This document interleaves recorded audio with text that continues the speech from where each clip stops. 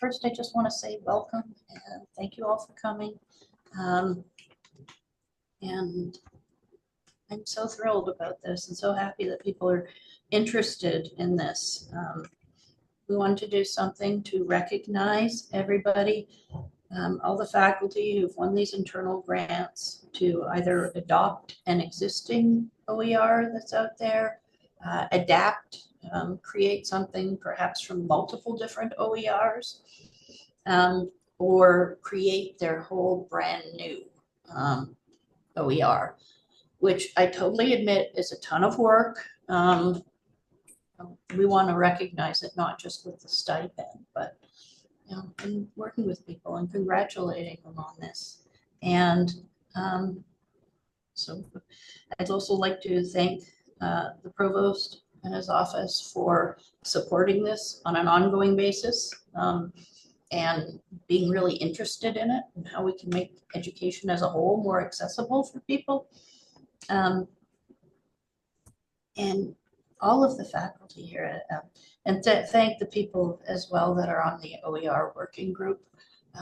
Linda, Susan, all my librarians, Lydia, Christine, Lucas, and people from Massburg do a ton of work. We have a couple of student members on it. It's just been great to see all the interest. So Oscar's part of thank yous done temporarily. And thank you all. We've done 3 rounds now of OERs, and each time we've had more applications, which is really nice to see, and in all different areas, which is great as well. You're all, leaders and champions in this, and it's fantastic.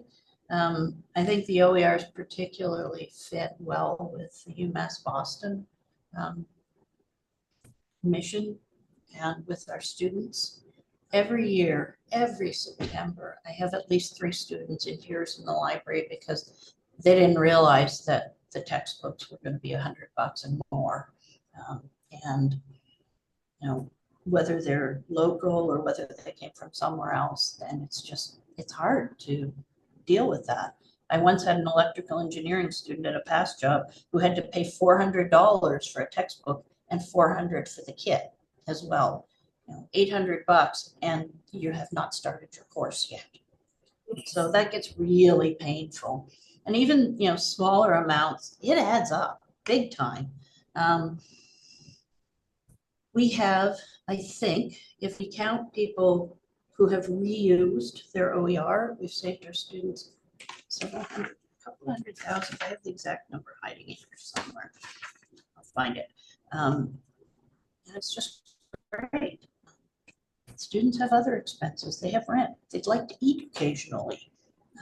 The calculus textbook is not tasty, but thank you all again. And by the end of this week, we expect to have a few more applications in. It is OER's week, and people are interested. I know even more people are submitting. So I'll stop there and turn it over to Provost Berger to say a few words. Thanks, Stephanie. Actually, I think that's the main word for my remarks here is thank you. I'm really appreciative that all of you are not just interested, right, in OER, but you're actually taking steps to build, open educational resources. So you're the pioneers, you're the leaders, you're the catalysts on our campus. And so again, I really appreciate that. We're now 2.5 years into our strategic plan, and the first strategic priority is holistic student success. And if we don't address the cost of educational resources, then we're not doing everything we can to promote student success. And certainly affordability is so critical. We know just on our own campus here, so many students actually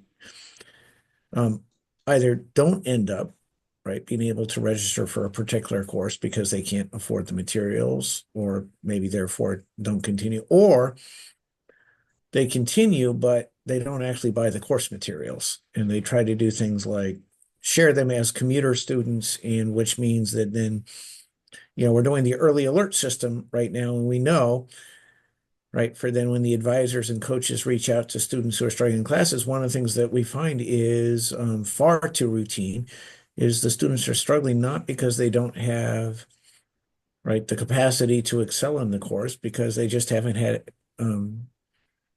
access to the materials that they need in order to succeed in the course. So that's a very tangible way in which the work that you're doing is going to directly benefit students. So it's impact right here on campus. And one of the things that I'm very proud of with UMass Boston is we're very clear about our mission. That doesn't mean we have any laurels to rest on. We have a lot of work to improve, including in this area. And you are all helping provide leadership in advancing this work.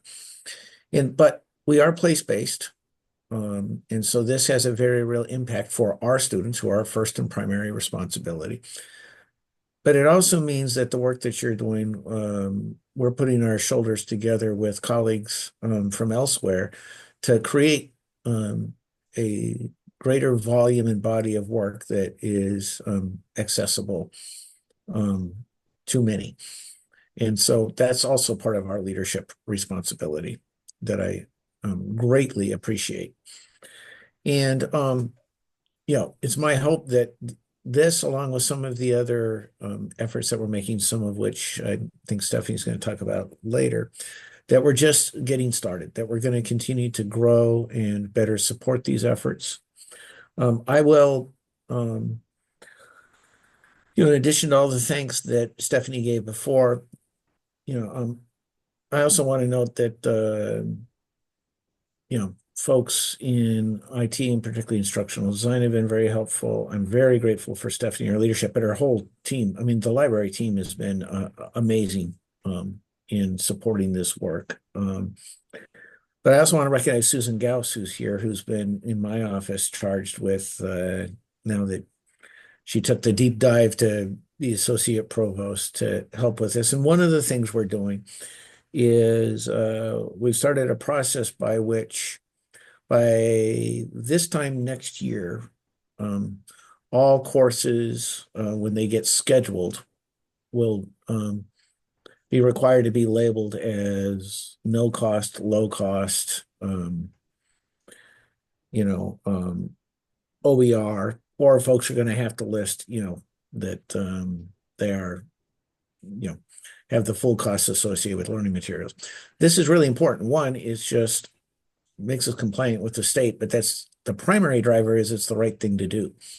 So that our students then can know right up front as they register for courses what to expect. And that's been a big problem. But quite honestly, it's also a form of accountability. It is going to create a greater press, right, among faculty to identify no cost, low cost OER materials for their courses because, but if we're not developing materials, right, like all of you are doing, we're not going to have, right, the kind of materials that we need across these courses. So that's just an example of how, as we build these different opportunities, without you, we can't be successful. And without, you providing your expertise to build OERs, we could say it's important, but we're not contributing to, the body of resources and materials that, not just our students need, but other faculty actually need. So you're having a big impact. And so I'm really grateful for that. And I'm looking forward to, hearing from each of you here as we continue, right, our support of and advancement for OER here at UMass Boston and beyond. Thank you very much. Thank you, Provost Berger. And now is, we're coming to my favorite spot, which is we actually hear from the faculty about what they thought was useful, what they thought, where they think they need more help. And that'll help us not only get a good insight into how the program's going right now, but get some ideas about where we need to grow and, you know, what kind of support we need to advocate for. I'll mention a couple other things later, but I'm also on statewide and regional and national OER groups, and I'm looking there for some help as well. And this will give me, you know, background ideas of, oh, we need the most help in X, and there's these people at another university that can help us. So across UMass, across the state, nationally. So my very favorite part for everybody who is here, we'd like to hear from each of you about, you know, what department you're in, what course you used OERs for, and how was the experience? You know, what did your students say to you? What did you feel? Where was it the most work and where was it going smoothly? So I will start with on my screen as to who's where. Katie, Elmita Spencer, would you be willing to start us off? Sure thing. Thank you. So I am in the College of Management and I teach in the management department. The course that I chose to use an OER for was a organizational behavior course. And there was an OpenStax organizational behavior textbook that was very similar to a previous Flat World textbook that I had used for that class. So I've been consistently trying to get cheaper options for my students or free options if possible. And this was a natural step. It was super easy for me to use the resource. I also had a colleague who had used this particular one before, so she was a mentor for me in that process, which was really nice. The best part for me was that the textbook had sample test questions, so I didn't have to, I was rebuilding the course around this textbook, and so it had some of the questions that helped me build new tests. So it made it a lot easier to transition. I gave my students a survey for a participation grade. So as long as they filled out the survey, they got 100 points on that participation grade. And by far and away, they all loved it. They loved having a digital textbook. So let me see if I can find, because they said the textbook is highly organized and easy to search through. It's also written in a digestible way with short stories or examples to further explain concepts. I would say half of them said that they liked it because it was free, which I get. They said the examples given and the way they explained things were very thorough and up to date. It didn't feel like they were reading a 20 to 30-year-old outdated, unengaging book, which they said they had had in other classes.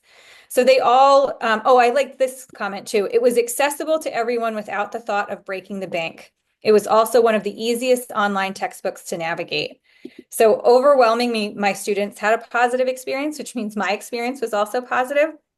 And I just want to point out that in a different class, there's this morning, more than half of the class openly disclosed that they had been on SNAP benefits at some point during their life. And when and these students have taken this same class that I was teaching with the OER.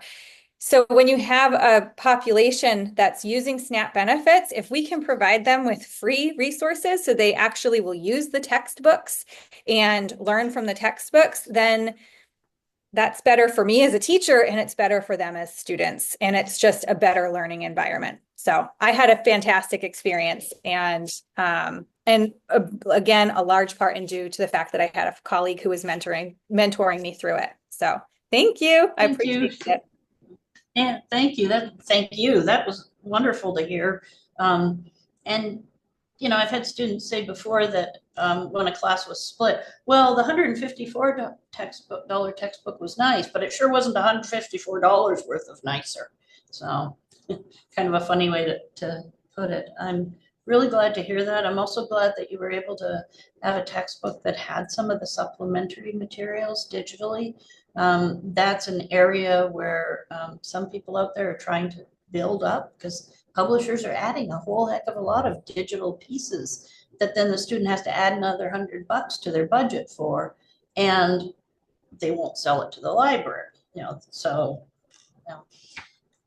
it's really important. LibreText, which we do subscribe to, got $27 million from the state of California to grow supplementary materials, and they are asking faculty, tell them what disciplines we need more in. So I can share that information later, and I won't bother stealing all of the time here. But thank you.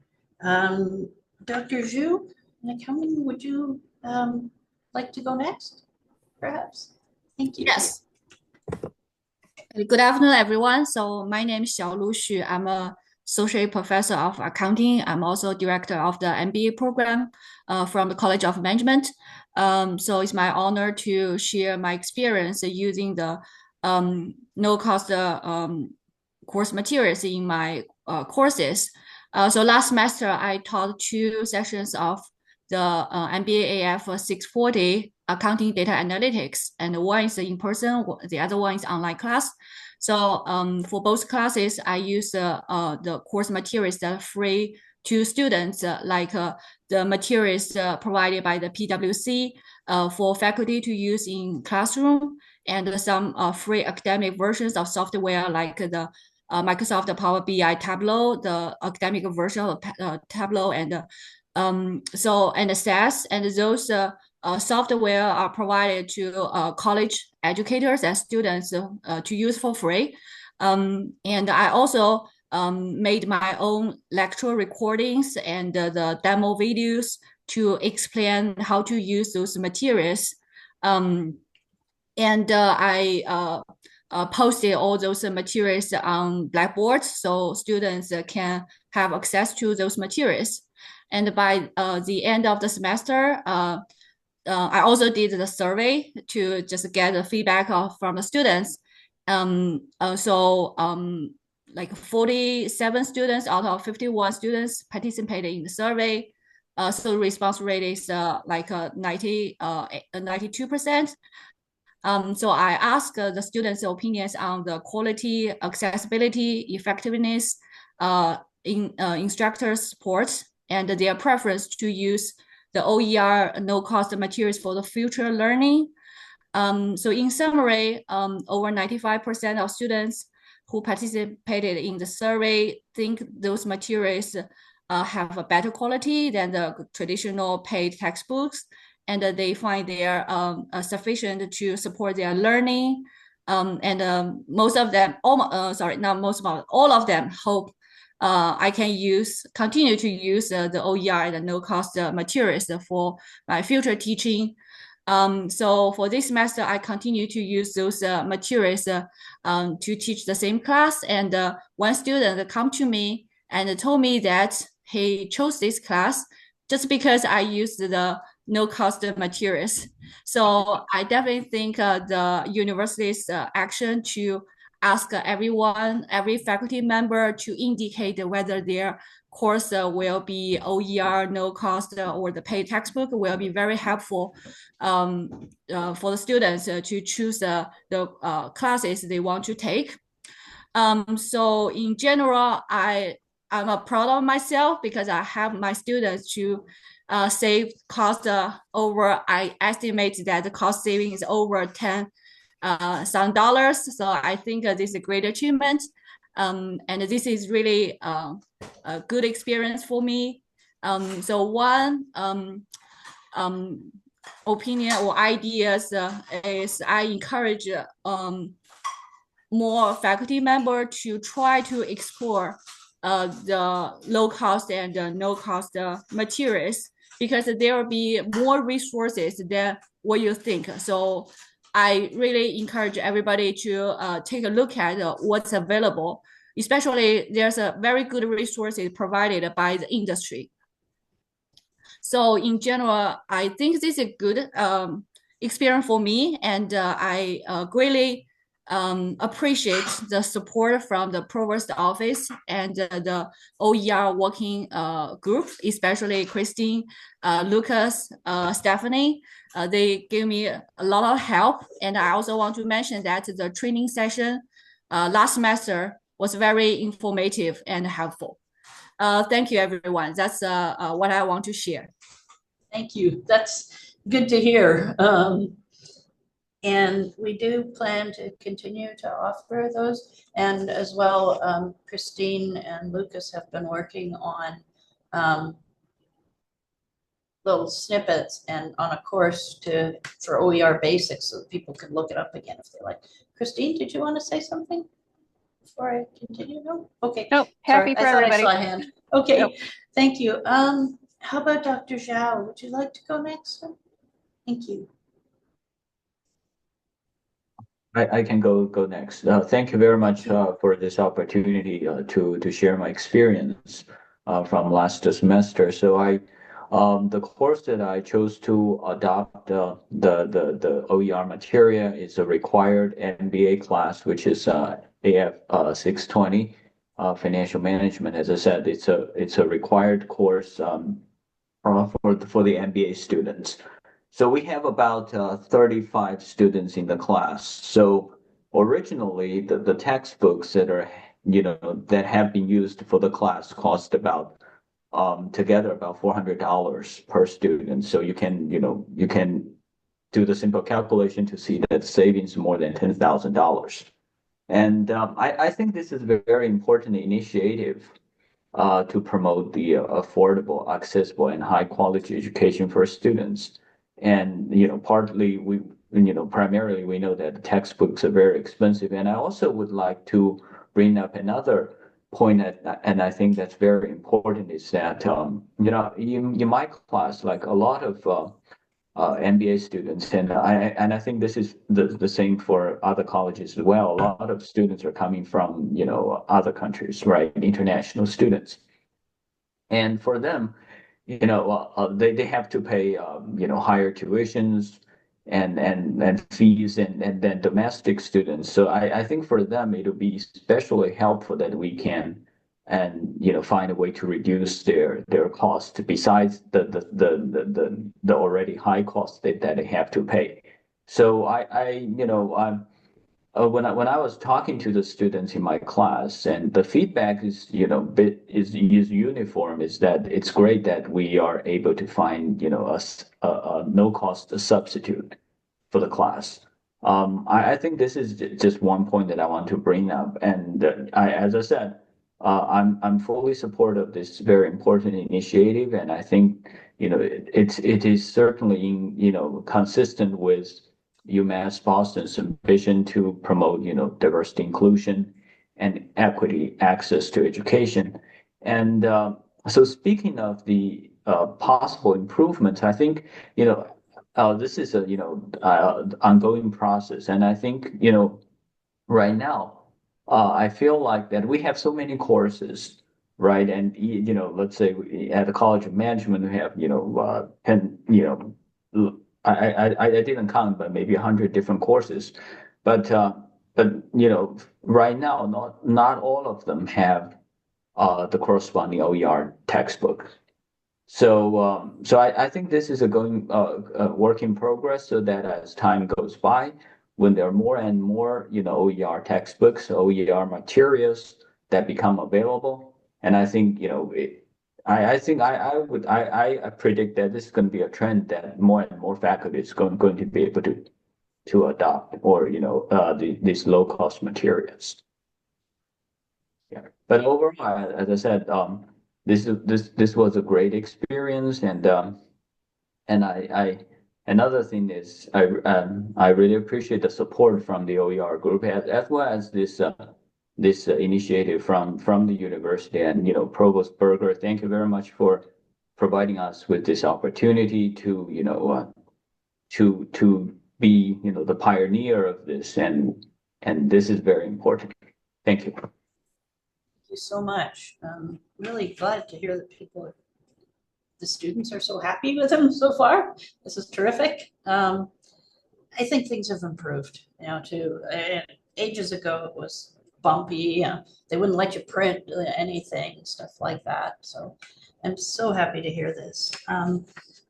Dr. Pugh, would you like to go next? If you share your experience. Or did I catch you at a bad time? I may have caught them at a bad time. I'll catch up with them again. Dr. Conrad, would you like to talk a little bit about how your experience went? Yes. Can I Thank you. share a slide? Christine can help us with that. I'm likely to hang up on us all, so I'll let her take Okay. care of that. But yes, of course. Thank you. Okay. That's great. The course that I was working on was, and I'm still working on it, is in psychology, my department. And specifically, it's a 400 level course in the history of psychology. My attitude towards open access resources had been for a very long time ambivalent, one might say. Hostile would be another term. And I think that had to do with some limitations years ago on what was available and the quality. My motivation for pursuing this grant and doing this work was, interestingly, twofold. The book that I had been using for many years, and which is highly respected, it's used very frequently, lots of schools, is now over $300 for one book. And that's just not something our students can really afford. So the second motivation, though, interestingly, was my own frustration with the fact that most of the books, and there aren't that many in this area, textbooks, have some shared problems. They are often written in a very dry way, dry and flat way, very abstract. They often suffer from a presentist bias, by which I mean they assume that the current state of science and psychology is somehow more advanced, more valid than anything that's come before. And while that may largely be true, it's not quite that simple. It's a bit simplistic to my mind. But it led often to a kind of presentation that students experienced as either or. Either what the textbook said was right and I was wrong in my comments and lectures, or the other way around. And that was not helpful. It was painful for them and it was frustrating for me. And so I decided to look for open access resources and found, to my surprise, there's a tremendous amount out there, both not so much textbooks, but articles, projects that in some cases were undertaken by students, advanced students in this course at other universities. There was just such rich material. I did do a bit of comparison. I'm still working on the course and working on more and more resources and refining it. So I'll tell you just very quickly about one comparison between the textbook that I told students they didn't need to buy, but they could if they wanted to, or they could borrow from someone from a previous semester. And I did make available a chapter from that textbook on Blackboard and the open resource that I wanted to substitute for that, and asked them what they thought of the two, what the comparison was. So I don't actually need to share my screen. I'll just read you really quickly. This is two sections of the course, about 30 students in each section. The comparison between the traditional textbook and a history of psychology module from the NOBA textbook series, which is novaproject.com. In one section, 11 out of 30 students responded to my inquiry. They were, all of them, very positive about the new open source. They called it clear, focused, easy to understand, engaging, straightforward, and accessible. The second section, again, 13 out of 31 responded, and they found the open access resource to be simplified, easier to take notes, retain information, concise, less overwhelming, the organization and format easier to access, and they appreciated that they thought it highlighted key points compared to a textbook, which we typically think of textbooks as doing all of that, making it easier to take notes, highlighting key points, but it was just the opposite. So it was a real eye-opening experience for me. It was also a lot of fun. And I feel that I've learned an enormous amount, even in the discipline, the content of the discipline, by spending hours and hours and hours really getting lost in some of this and finding wonderful resources. I'm very appreciative of everyone at the library. I got so much help with this, and it was just a wonderful experience. It's great. Thank you. Okay, Dr. Pugh, I saw you. There you are. Okay, great. Terrific. Thank you. Okay, now I figured out the unmute. Apologies, I'm on leave this year in Washington, D.C. in Congress, so I got different background for that reason.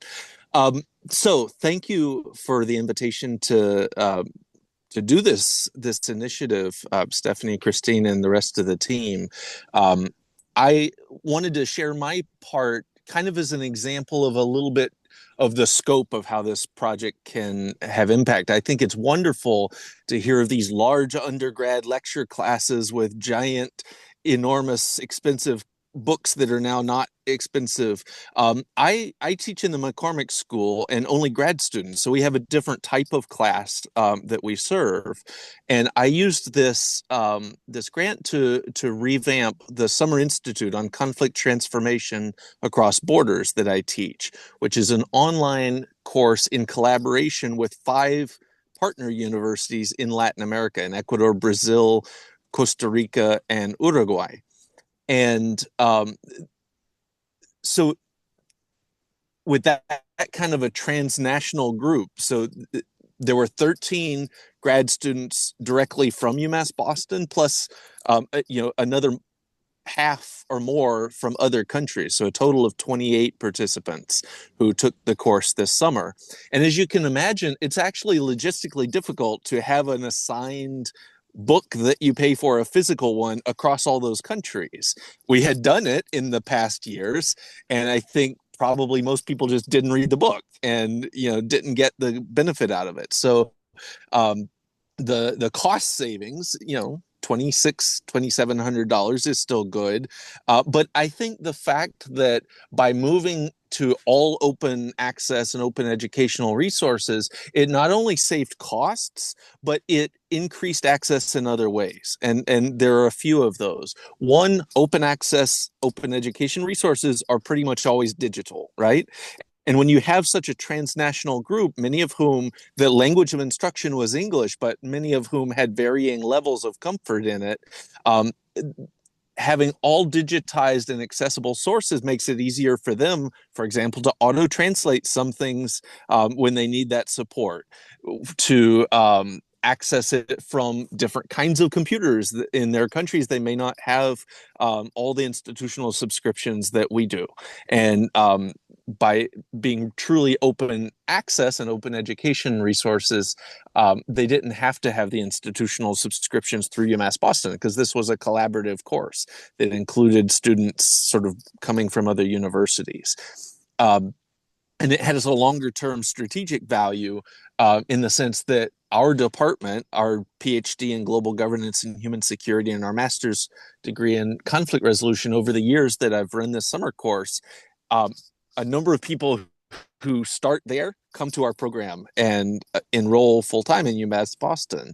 And so by showing a welcoming approach to education that appreciates a diverse sort of type of learning and a diverse group of students, I think we already are sending a signal that this is the type of place that people want to come, and they do, right? We have benefited from those enrollments. I will say that also, by moving away from kind of just physical book-based sources and to a pretty much all digitized group of references for the course, it makes it more natural and easy to integrate lots of different kinds of multimedia and things. So some of the open resources that I curate, so I curated kind of like my own course packet. With grad students, it's hard to have just a big one-size-fits-all textbook. So it was kind of like a digital course packet. But that included, for example, the Beyond Intractability online set of resources that's a textbook. It's podcast interviews with peace builders around the world. It's a simulation. It included the Pan American Health Organization e-course on migration, health, and human security. So kind of like a module within that was a pre-built sort of open access thing that had simulations and exercises built into it. So I think in those ways it was useful for this audience of students, and many of whom are professionals. And then finally, I was trying to go beyond only benefiting my class and trying to help promote open education resources that would be available for others as well. And so to do that, I'm the editor-in-chief of an open access journal, the Mid-Atlantic Review of Latin American Studies. And so as part of this grant, I curated several thematic article collections, so articles that were already published, but grouping them together in themed collections. So if someone knows that they're teaching on something, they can go to that, and it's already, a pre-done collection. And given the theme of my summer course, I focused especially on one on migration, diaspora, and citizenship, and one on peace and transitional justice in Colombia, and another one on social movements and nonviolent action in Latin America. And so now those are themed collections out on the journal webpage that any Latin Americanist in the world can use and benefit from in building their own open education resources. So I'm hoping that it has that sort of multiplier effect, and that is the starting point. The journal will continue doing that in the future with other collections. So thanks again for the support and training and all of that to help guide us all along and what this means, and for the opportunity. Thank you so much. Yeah, there's so much interest in one of the still problems is finding everything you'd like. There's so much interest in sharing that kind of stuff across the discipline.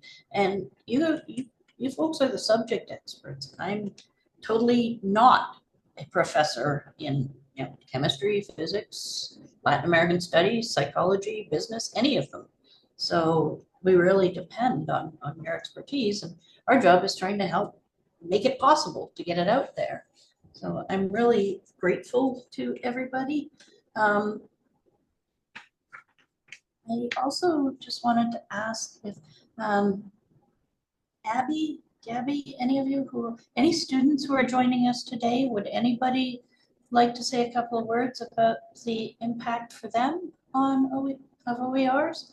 So happy to hear from the students if they'd like to add anything. Abby, I'm not being fair. I know you were having trouble with the audio in a past meeting, but if anybody would like to. I can check. Can you hear me? Yes. Great. It works? It works. Oh, it fabulous. Works. It's so, like, again, it's a one-on-one thing on whatever it works or not.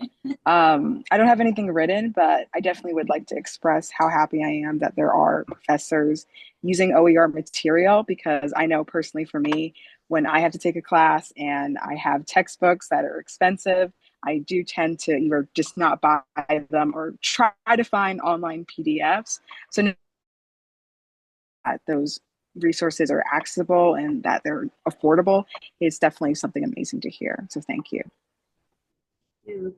And yeah, and making them also legal, so none of us get in copyright trouble when, you know, somebody has happily scanned a 400-page book, which I've seen on a couple of Russian sites. And I'll also add that there was an OER survey in Florida and then an update about it. And it was as high as 16% of students thought they'd failed a class because they just couldn't afford the textbooks. And to me, that's really sad. You've spent all your time, all your effort, all your money enrolling in the class, paying for the class, and it's the darn textbook that costs you their problem. So just a couple of things. I had a couple of words. Does anybody else want to say anything before I just add a couple of other points? People can jump in anytime.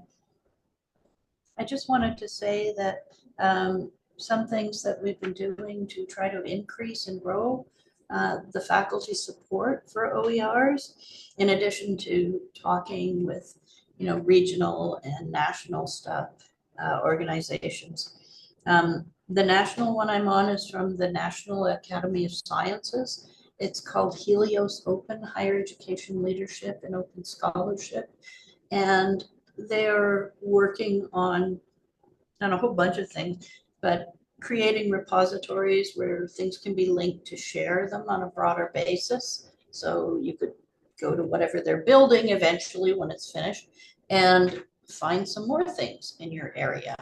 And also offering rubrics for institutions to take and adapt however they like to recognize all the work that faculty are putting in and give you credit for it when it comes to promotion and tenure time.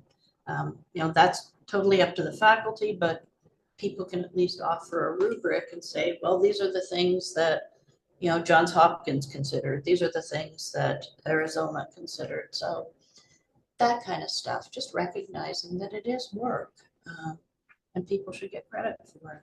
So we've also added two librarians with OER very explicitly in their job descriptions. One of them's Christine Moynihan, the other one's Lydia Burridge Goodwin, to add to our other librarians who are involved and on the committee, like Lucas and others. When I hired Christine, I initially told her that the job description did kind of look like 3 different jobs, but we weren't sure which areas were going to grow. OERs just went through the roof. So I am totally thrilled with that. Another one that's sort of starting to grow now is data and making data sets open to people as well more. So I think we've got a lot of room to grow there. And the workshops, we have access to the copyright librarian from UMass Amherst. She says she works for all of UMass. Wonderful. She's a copyright and intellectual property lawyer as well as a librarian. So, you know, most of us in the library can handle the, you know, 80% of very basic copyright questions. But when something gets convoluted, you know, this has been out of print for 30 years, but I really need this image, something like that. She can help us out with that. And